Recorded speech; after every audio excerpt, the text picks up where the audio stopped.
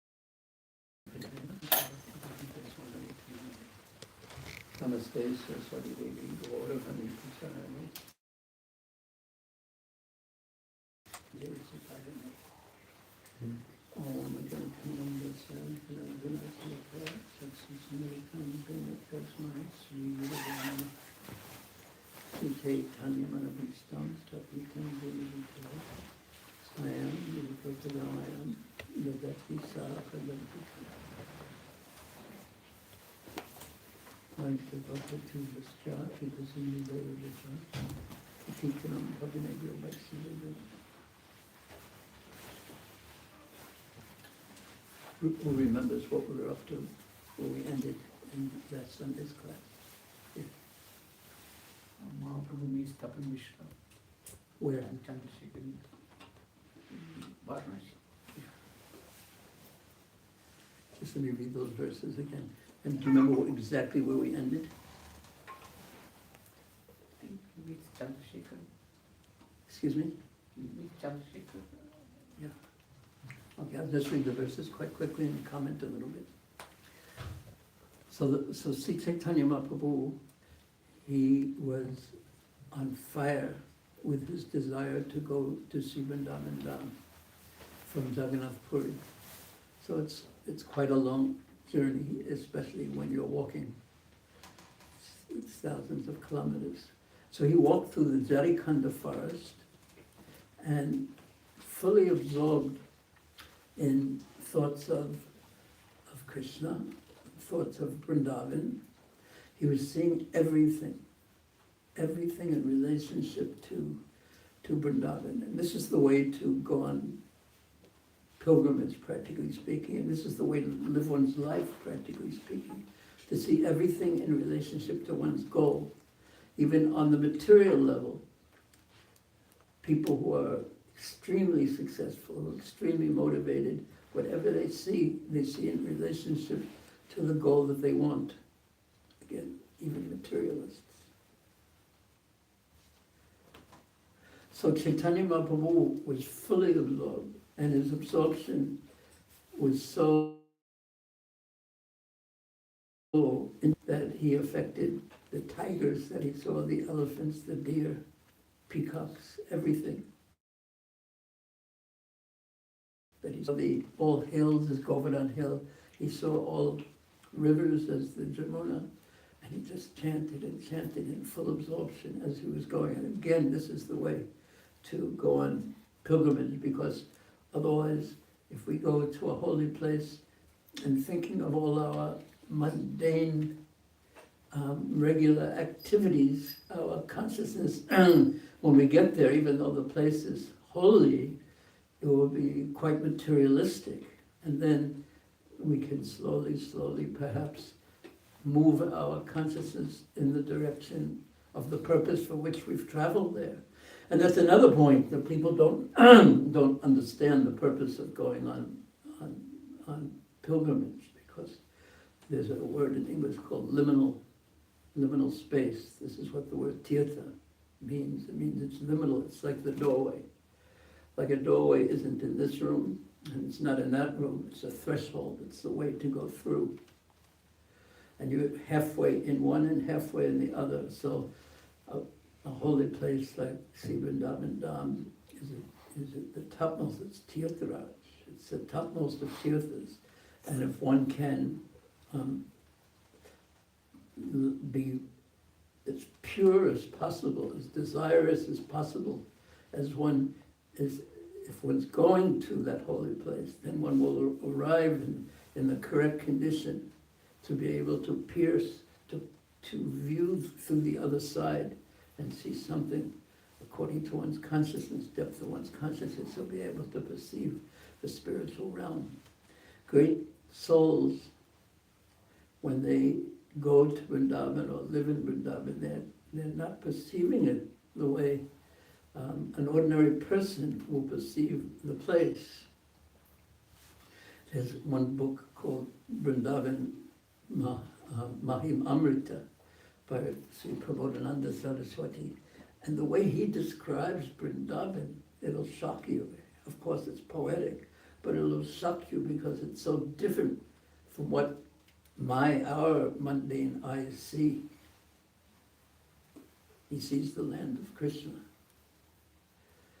And that reality is reality, in fact, everything's connection to Krishna.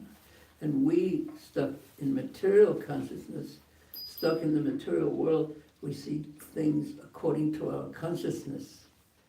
And we also see things according to our desires, just like the person on pilgrimage to Vrindavan sees everything on his path in relationship to Vrindavan. So the materialistic person, as we said, he sees everything on his path in relationship to his material desires, and therefore, as explained in the 15th chapter of the Bhagavad Gita, just birth after birth after birth, chasing material satisfaction in a place where there is no true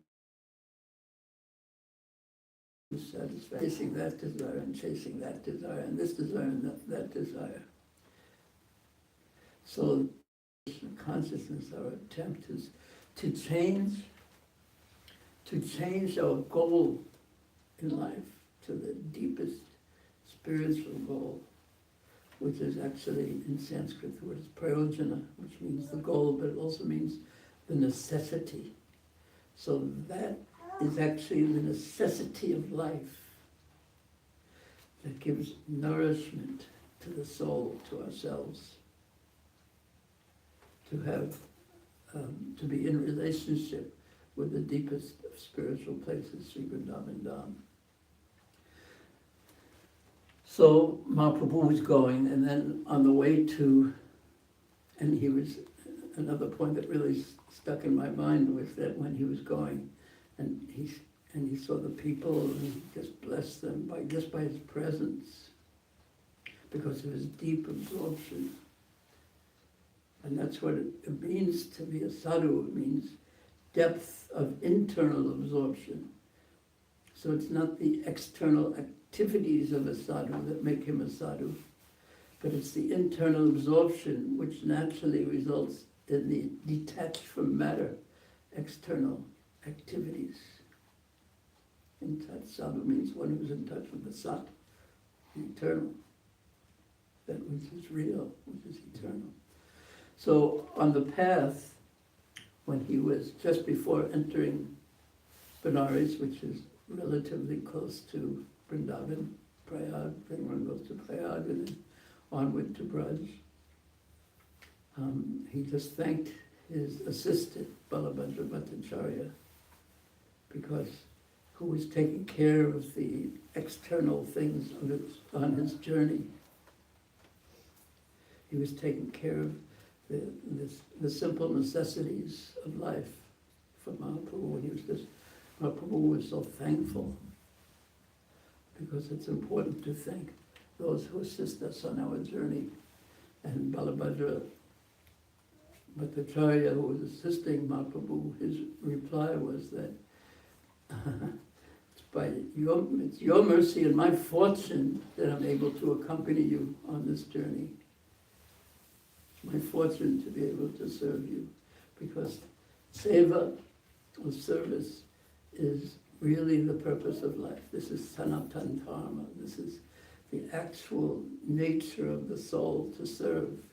And when we don't serve and imagine ourselves the one who is to be served,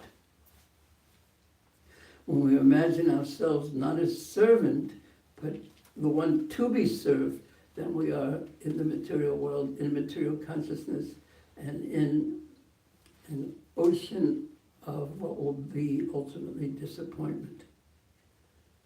Because, why? Why will we be disappointed? Yeah, yes.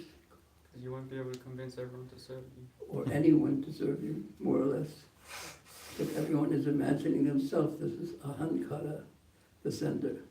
And also the material world is so designed to frustrate the living entity, the soul, because it's an unnatural place for him.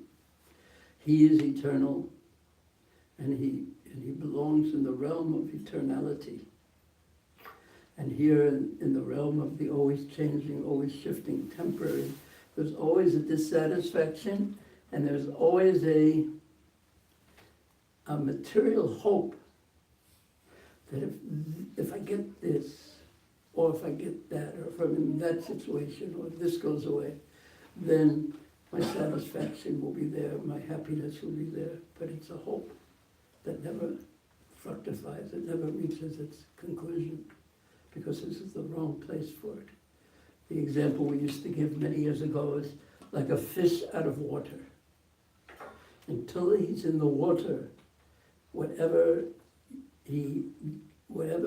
things that he gets in the realm of matter, you can give the fish out of water, an iPhone 18 Pro, and you can give him the softest of beds, and you can give him the newest of cars, and you can give him unlimited this and a television that's as big as this room, or whatever.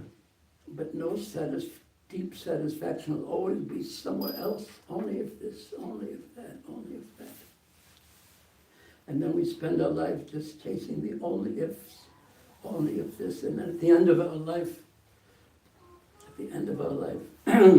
not having brought any true satisfaction to the heart. We see the young people, and we're old, and we think, oh, all the thing I missed out on when I was young, because I didn't have this and didn't have that. And then those lay the seeds for our next birth. So because we all, practically speaking, accept this philosophy, but to act on it is something completely different.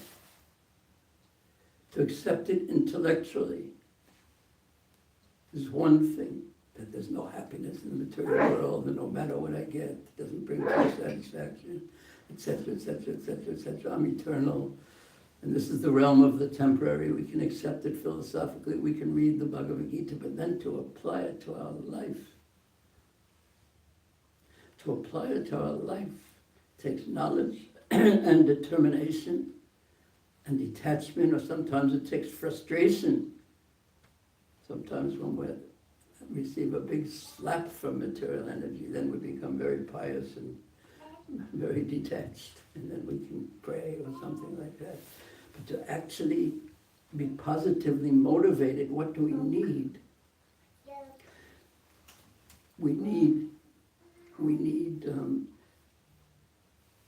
a taste for the sweetness of our relationship with the eternal, with Krishna. The relationship with the land of eternal, with the land of Krishna has to be there. will pull us. The material energy will push us, certainly. But unless we have the pull of the sweetness of the spiritual realm, we'll be frustrated.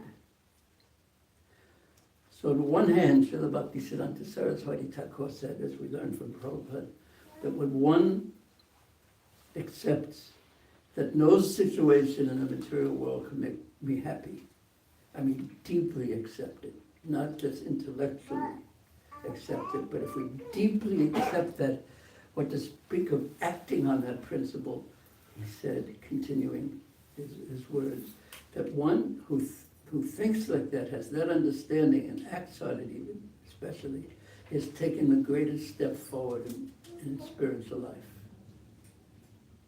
He can act dutifully in the material world, he can act properly in the material world in a practical way, but to have one's hope and desire in the realm of matter, to give up that, and have our hope and desire in the realm of spirit, one has taken the greatest step forward in spiritual life. So then, on the way to Vrindavan, because again, what we're seeing here is Mahaprabhu going on pilgrimage, and we're learning how he goes on pilgrimage, and we're also seeing that this is, our life in that sense is a pilgrimage, ideally, to a place, a spiritual place. And then seeing everything that happens in our life in relationship to Krishna, and then acting on it, even when things are difficult. This is the process of going on pilgrimage. This is a process of spiritual life. And then, what is the difficulty for most people? Most people who aren't very well versed in Gaudiya Vaishnava philosophy or Gaudiya Vaishnava philosophy, because one has to pass through the Benares, the Kashi, which means Kashi is the land of impersonalism. It's the center of impersonalism in all of India. Benares. So one has to go through that realm of thinking that the absence of material desires, because this is a spiritual path, means no desires at all. In fact, you yourself don't even exist, because the existence of our individuality in the material world causes so much difficulty in material consciousness. So one may think that if I don't have any individuality, if I don't exist practically, if the self doesn't exist,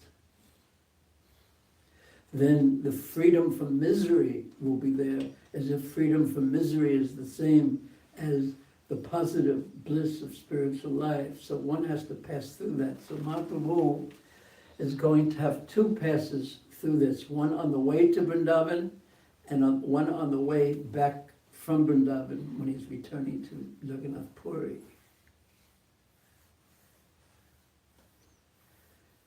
And he's going to deal this first time going through there indirectly with the impersonalists, the Mayavadis, who live there. And then on the way back he will deal with them philosophically, but there's something very special that will come later, and understanding that, and that I don't think we'll get to it in this class, but in this talk about Caitanya Caritamrta, but the greatest, the vision of the impersonalists, of the Mayavadis in the whole world is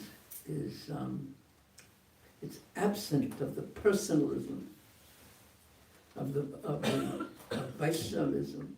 The whole world has a concept of what the absolute truth is, what reality is, or even what God is. There's no clear concept.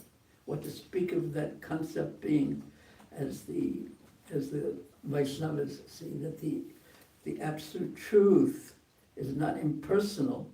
Okay, it's one thing to say it's not this, it's called vyatirik, definition by negation, just like saying this cloth is not red. That's one way to define it. It's not red, it's not yellow, it's not, what else isn't it? It's not striped, it's not polka dotted. That's all negative definition. But what is it? It's green. That's the positive attribute, quality of this. So the absolute truth being not having no material qualities doesn't mean that it has no qualities at all. That the absolute truth doesn't have a material personality doesn't mean that the absolute truth isn't a person. Just getting rid of matter will leave nothingness if one's concepts are all material. But according to Shastra, this is not the proper approach to the Supreme Personality of Godhead. Vedanti tat tattva vedas tattvam yajnanam adhyam brahmeti. That's one level of understanding the absolute truth, that it's non-material, it has no material qualities. Brahmeti, paramatmeti. Second level is that he's in everyone's heart, and the third level is that he's the Supreme Person, Bhagavanati Savyate. So Mahaprabhu is going to pass through that. So the impersonalists, or the Mayavadis, their concept is that everything that any quality is by definition material. So greenness is material, or that Krishna plays the flute, or his devotional service, or his land of Vrindavan. This is all basically imaginary. Or the absolute truth, they think, is nothingness. And they also think that Krishna's holy names are part of the material world. And Krishna's form is part of the material world. So because of this, it's quite insulting to Krishna and his servants, the devotees. So Mahaprabhu is entering into Benares, so we're going to speak more about that. Let's see how far we get today. So the Lord arrived with great happiness at the holy place called Kashi. There he took his bath in the bathing hut known as Manikarnika. So the main deity there is of Lord Shiva, and Lord Shiva,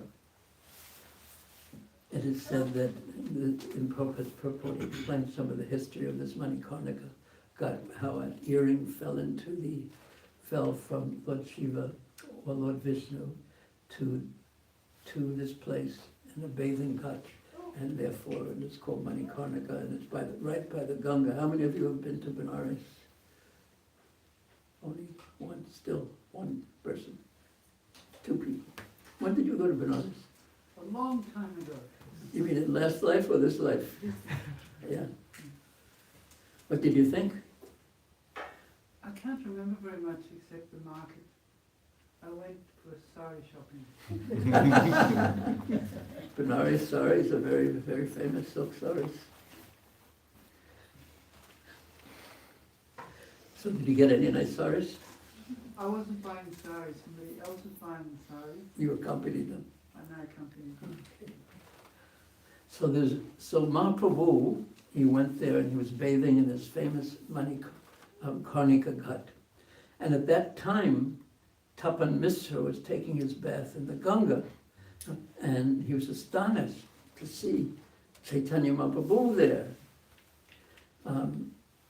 He began to think, and we discussed this last time, that he heard that Mahaprabhu had taken sannyas, and now he's seeing him all of a sudden, and we told the story from Chaitanya Bhagavatam of Tapan Misra, how he had met Chaitanya Mahaprabhu when Chaitanya Mahaprabhu was just a young boy when he was 16 years old, but the most brilliant of scholars, and he had gone to Purva Bengal, to East Bengal, and he was teaching there, and Tapan Misra had a dream, because Tapan Misra, and this is the key in his life, it's so interesting, not interesting, exemplary, that since he was a Brahmana, and he was very learned, but he was very sincere in his wanting to get to the conclusion of spiritual life. He wanted to know the absolute truth, and no one could convince him. He would ask many of the local people, and no one could satisfy him with the answers, and he wanted to know Satya and Sadhana. He wanted to know what is the truth, the absolute truth, and what is the process of getting there. So then, somehow or another, Krishna reciprocated with his sincere desire. So you have two things always. There is our desire, and then Krishna's reciprocation with it, because we can't achieve anything in this world just by our wanting it. And this is so difficult, contrary to the way modern people are taught to think, because if you look at the self-help people, so many of them say that you have to desire it, and the reason why you haven't succeeded is because your desire isn't strong, and therefore it's your desire that is going to cause the thing, what you want to manifest. So desire, make that so complete, and then this is the secret, and then the universe will reciprocate with you and you'll fulfill, and your desire will be fulfilled. But actually, behind the universe's reciprocation or non-reciprocation is the Supreme Personality of Godhead. And his desire, ultimately, is what happens. But so his part, Krishna's part, is to fulfill or not fulfill according to our karma, according to our purity, according to our, whatever he wants to do, ultimately according to his desire. And our part, so what's our part when we want something, especially in spiritual life? So he reciprocates, but what's the living entity's part? Because in every relationship, there's two parts. So what's the living entity's part? That was a question, by the way. What do you think? What do you think? To sincerely... Yes, that's the word I was looking for. Actually, since I want. And in that lies the secret in this world, and it's called sincerity. I really want this. And then as soon as we say, especially in spiritual life, I really want to love Krishna, to serve Krishna, to know the absolute truth. And then immediately, the illusory energy practically will say, oh really? Let's see if that's what you want. And then this will happen, this distraction, and this distraction, and this distraction. Sincerity is the part of the living entity, the soul, the individual. What do you really want? What do you really want? And how to increase, and this is part of the sadhana, is really meant for increasing the desire for what's really valuable in our life. What we really consider valuable. How to increase the desire to love Krishna.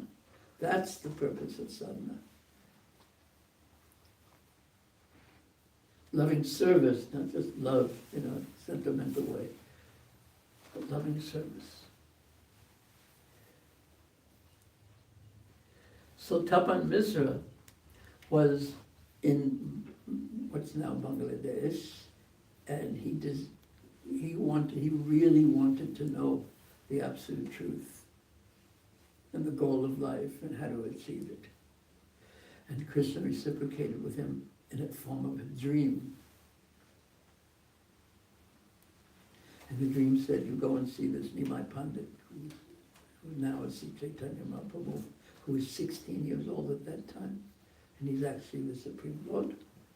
And he will reveal this to you. So Tapanija immediately went to find Chaitanya Mahaprabhu according to where the dream he met him. And he asked him those questions about what is the goal of life and what is the sadhana. And he replied, Mahaprabhu replied, chanting Krishna's names is the sadhana, and love for Krishna is the goal. So that's called in Sanskrit abhideya, and prayojan of the process and the goal of the process. So then Tapan Misra, and remember he's an older person,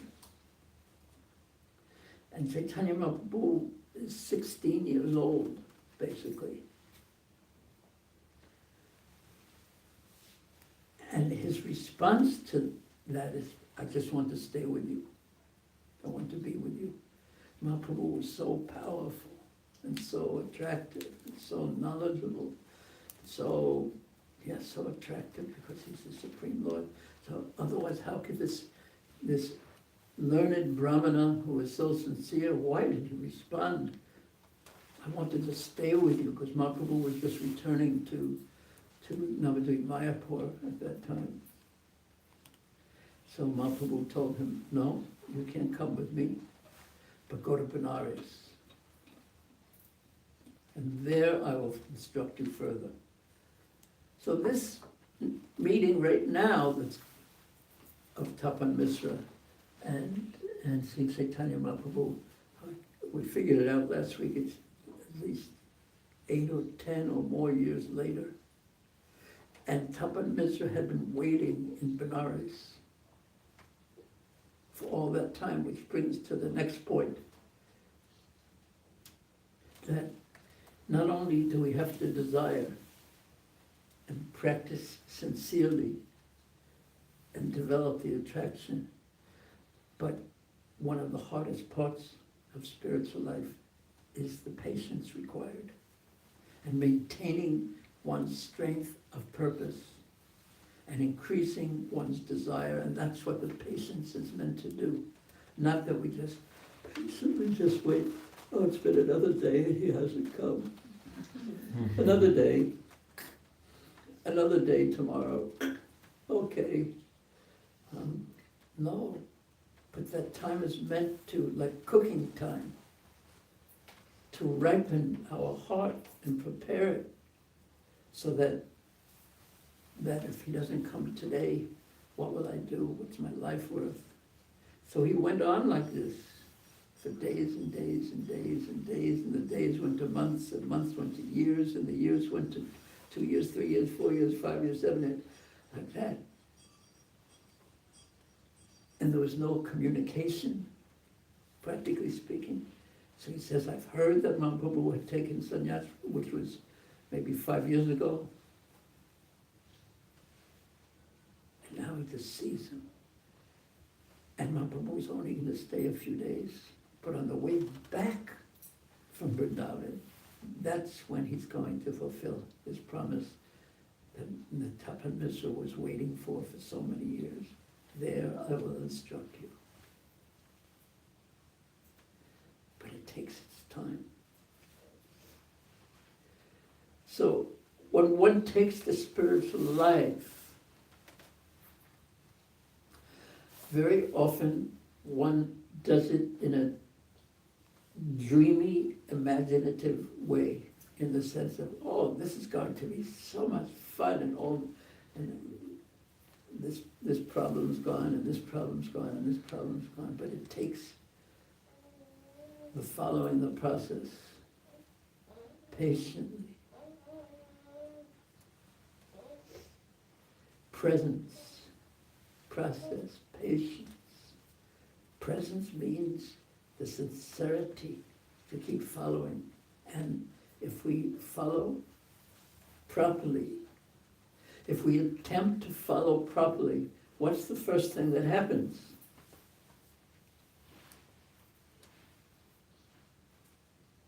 What do you think? Krishna reciprocates? Yeah, but if your vision is right, you'll see Krishna's reciprocation in whatever happens. But what is it that usually happens when you really try to follow? This is what I want. I've decided that, and I've heard to chant and focus my consciousness and do things for Krishna. What happens when you try to act like this? Yeah, there's a voice in now everyone gets getting the point. Jimmy, what did you say? Humiliation. Yeah. Anyone else want to say? Yeah. Your heart gets clean. Yeah. But yes. But not often the way that we were expecting or hoping it was going to get clean. Maya will test us. Maya will test us. You're gonna. What do you say, Radharan? Get tested. You get tested. You find out that I'm trying my best, but I'm not very good at this. And Jimmy called it humiliation. It could be very private and personal, because Krishna is testing us and he's cleansing the heart, because with false ego we think ourselves so wonderful, but it's illusion. Because we're not so wonderful. What are we?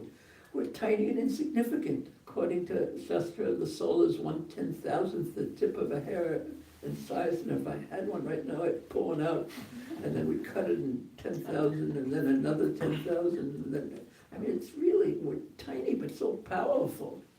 And how many souls are there in this room? It's not just 20 or something like that. There's the bugs. You can answer how many? Many as the atoms in the room, there are souls. How many atoms are there? Would you have to calculate that for us? Too many. So many. And here I am thinking I'm so wonderful. And if you think about it, in 100 years from now, probably no one will even know that we existed. And I'm thinking I'm so wonderful and so important and so central. So the cleansing of the heart, let's see the Thakur he's talking about, is humiliating. Because we come in touch with reality. We come in touch with the reality that I'm not the center of existence, which illusion, ahankara, maya, makes us think, and then we have to accept that, what am I? I'm just tiny.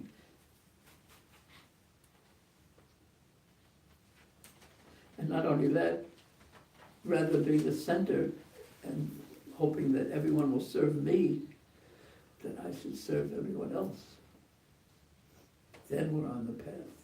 But it takes, the humiliation has to turn into humility. And the difference between humiliation and humility is a lot.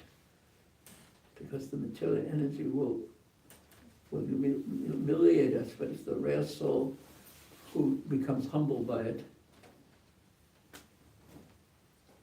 And what is that step between humiliation?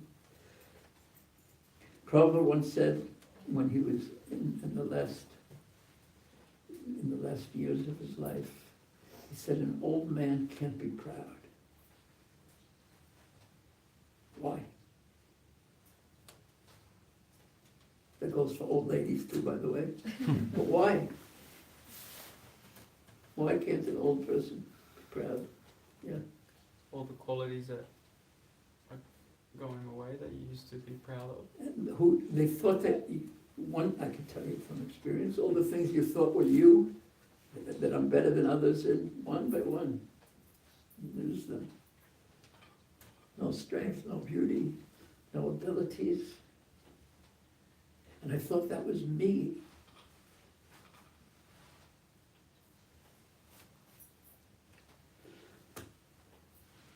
And I thought that was me, and that's illusion, because I'm still there and the qualities aren't there. So to deal with this humiliation of life, and to turn into, from change it from either getting distracted, just don't think about things, and just like you go to old age homes, and what is everyone doing?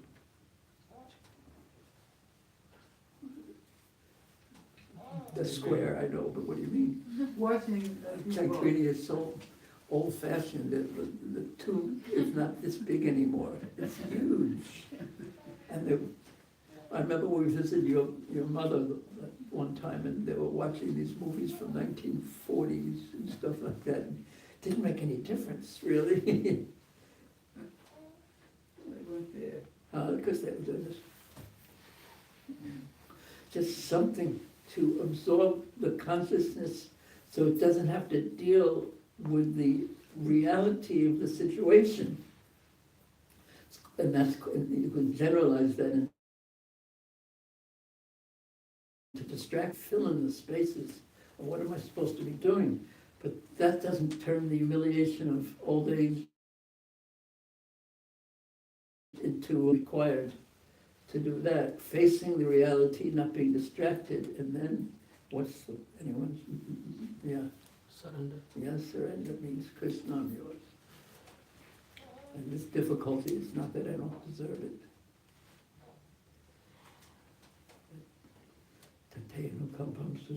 I'm yours, Krishna.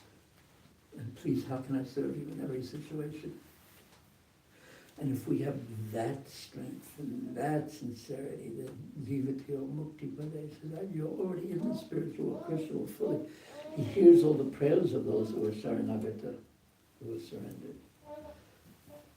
But it's so easy to talk about these things and tell others what to do, but when it's happening to me, very difficult, because false ego is strong. So that's why humility. And not only do you need humility, you need faith, trust. That Krishna is not only there, but I have a relationship with him, and that comes through Sharanagati, through surrender to him. Gotate Vananamdata. It comes through that. And that's why the sadhus keep themselves generally without any material possessions and simple in this world as they go through life, because they want to hold on to Krishna. They don't want to think that this is the source of my protection, or this is my source of my protection, or this is my source, I have a strong relationship with this. And when I get into trouble, I'm going to just hold on to this will protect me, my contacts will protect me, and my beauty will protect me, my strength will protect me. No, they go through life as a pilgrimage, a continuous pilgrimage.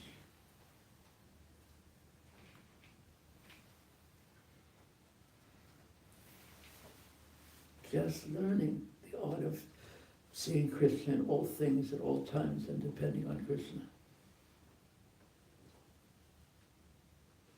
So it's quite a journey, actually. It has to be done practically. You can't make believe we're greater than we are, but it's a journey. So what is the sadhana for that journey? Because the consciousness is such a strong part of it. It's okay, by the way. He's fine. Mommy. Baby, he's a little tired, a little hungry. Which is it at the moment? I can't understand. You don't understand baby talk. That's the frustration about being a baby, is that you can't tell anyone what you need.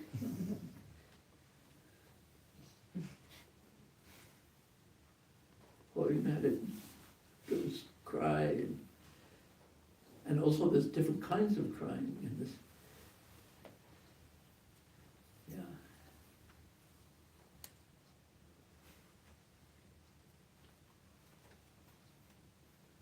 Anyway, that got him quiet. Anyway, he's a sweetie. So what else, so the consciousness, the sincerity, the trust in Krishna, the surrender, and then we need the boat of the holy names. We have to ride that boat and take shelter of Krishna in the form of the holy names. At any time, any place, the holy names are there. That's what Mahaprabhu told Tapan Misra. And he's going to instruct him further in several months. But now he just sees him. Any questions to this point? I said so much.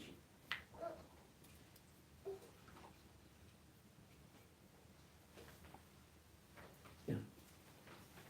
You mentioned that Mahaprabhu was on his way to Vrindavan and was crossing through Benares and Kashi, and that's the place of impersonalism.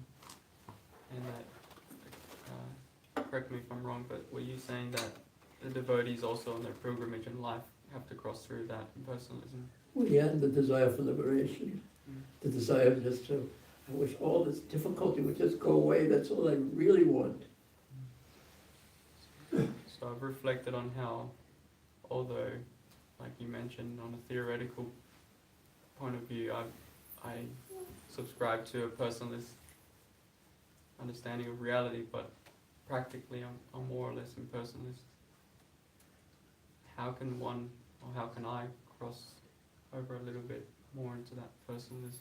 Well, we come to that, I've hinted at it, and Mahaprabhu is going to discuss it about the holy names.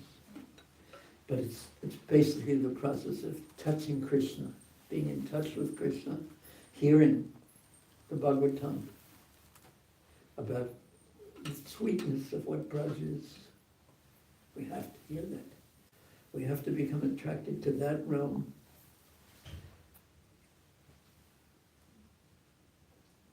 Through the holy names and through the hearing process and association.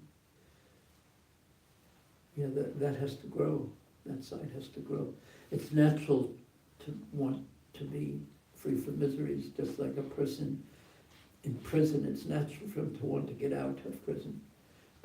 But you also, when you get out, you have to do something. You can't just say, oh, now I'm out. What's next? It's not like you cease to exist when you get out. But getting out, wanting to get out is natural, but that can't be the goal. It can be the goal, but what do you do when you're free from the bondage of material nature? That's called bhakti. So we get instructions, we visit holy places, get a taste for that, and we dive more deeply into what spiritual life really means, the positive. Absence of misery is one thing. That's the push.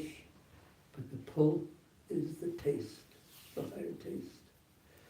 So then what you do is when you come to the stage of understanding that I'm not very advanced,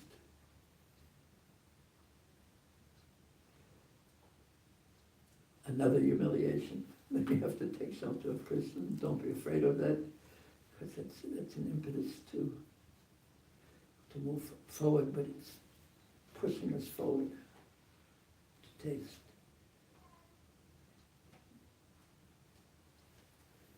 Good question.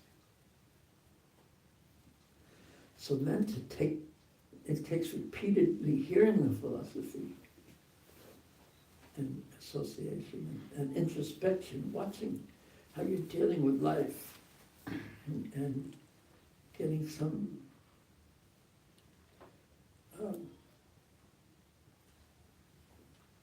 it's sort of seeing what you're attached to and how well you do with difficulties and what you do when you're in difficulty, and the mind gets frightened and where does it go when it gets frightened, and that type of introspection, and then learning what's the right way to react, and the humility of not seeing that I'm acting in the right way, and then the humility of surrender, of taking shelter of Krishna and praying and chanting, etc., etc. So it's a process. And being patient just doesn't mean just doing nothing as you're waiting. It means going through the process. And if you go through the process, if you have the presence, meaning conscious of what's going on, and then you're going through the conscious of the process too, and then how you're reacting to the process and how you're reacting to the reactions from Krishna, the form of the universe, to your going through the process, and then assessing what you need, and trying and failing, and trying and get proud and doing this, and then it's a process. But when you're on the process, you know you're going to get there by the mercy of the holy names of Krishna and the Bhagavatam. And Krishna will, like he sent Tapanmisra the dream, so his job again is to be sincere, and then Krishna will take care. Now, how much do we trust that? It's called Shraddha, faith, Vishwas. So that's what life is meant for increasing all these things, to taste the faith. Because how much could you increase your taste when you don't have the other parts of the process? And as Caitanya Mataji said, was it last year or already 2 years, that things that you couldn't do 5 years ago or 10 years ago, you find that you can do them more easily now as we ripen and mature.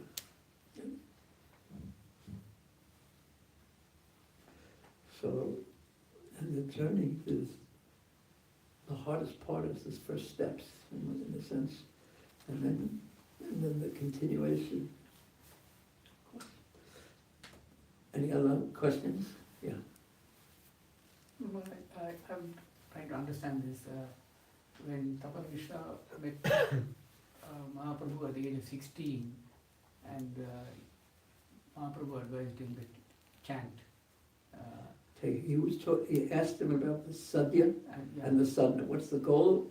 Because if you don't know what the goal is, then how are you? It's like saying you want to go back to your house. But not just getting in the car and not having your destination in mind, you don't know whether to go left or right. So my question is, I thought Mahaprabhu, only at the age of 24, he was, till then he was more scholarly sort of a thing. Devotional things developed, and the Mahamantra only came at the age of 24. So how did it happen at the age of 16? He told him about chanting. Yes. Yes. I'm trying to understand that. How did it was only at 24 that he... But it wasn't, he didn't start the Sankirtan movement until he took initiation from Sri Parishwara Puri, but it wasn't that he wasn't the Supreme Lord before that. So it was all there, so he chose to give him some mercy. This is described in Caitanya Bhagavatam. And also in Caitanya Charitamrta, but not as much as the detail. So he didn't start the Sankirtan movement after he took initiation. He went back to Navadvip, to Mayapur, and he started the Sankirtan movement. Immediately.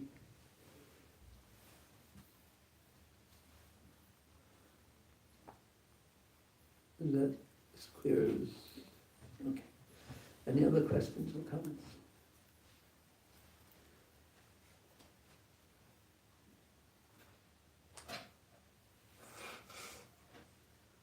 What do you think, Prabhupada? If you're not going to ask me any questions, I'll ask you a question. Very much for anything, the mercy of devotee is very, very essential. What do you mean by mercy? Association, when we associate with spiritually inclined, some exalted personality by the mercy, the process becomes a lot more easier than it's on our own. Are you talking about, because when we talk about mercy, we're thinking in terms of blessings usually, or something like that. And then we're thinking of usually some like magic that comes to make difficult things very easy. But when you talk about association, that everything happens quite automatically. Because association means service and hearing and opening hearts and exchanging what's going on. Yes, so go ahead. So, many times when we hear from Bhagavatam and Sri Chaitanya Caritamrta, and most of the time we focus on our own endeavor, and which is there, we have to focus. But then when we associate with devotees, naturally those qualities naturally starts coming in ourselves. So the process becomes a lot more easier. By association. By the association. And when we serve them with love and devotion, it's naturally, it just flows in the heart. So, without the association of devotees, it's very difficult. But that's what's going to happen here. It's there in Benares. There's two of them. We haven't talked about Founder-Acharya yet. yes. Because, But, go ahead. sorry. Because these two are there. Chandrasekhar and Tapan Misra, there's two devotees. And they're surrounded by impersonalists. And it's not fun for them. But that's their situation. They didn't become impersonalists, but they associated and they expressed their difficulty. That will happen soon. So if we're fortunate, and there's some association with devotees, then we should take advantage of that. And then there's the case, maybe there's one place I went to in China one time, named Wuxi, and this one elderly Chinese lady devotee was there. We had a little program, 10, 15 devotees. She was elderly, and she told through a translator how she moved to another side of town, of the city. And a small Chinese city is it's like India, it's huge. So she moved to the other side, and all her devotee friends were on this side of the city, and she was on the other side of the city. And she was so innocent and pure.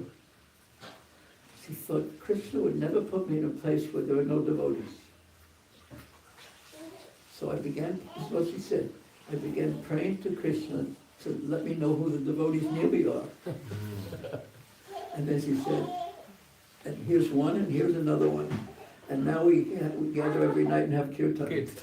So there's different ways to look at everything, but so one way is take association of devotees when they're there. It's a great blessing. And if one's in a situation where it's surrounded by Mayavadis, we shouldn't associate with them, or materialists as much, not. And then it's like associating with people who have COVID. You get it, probably.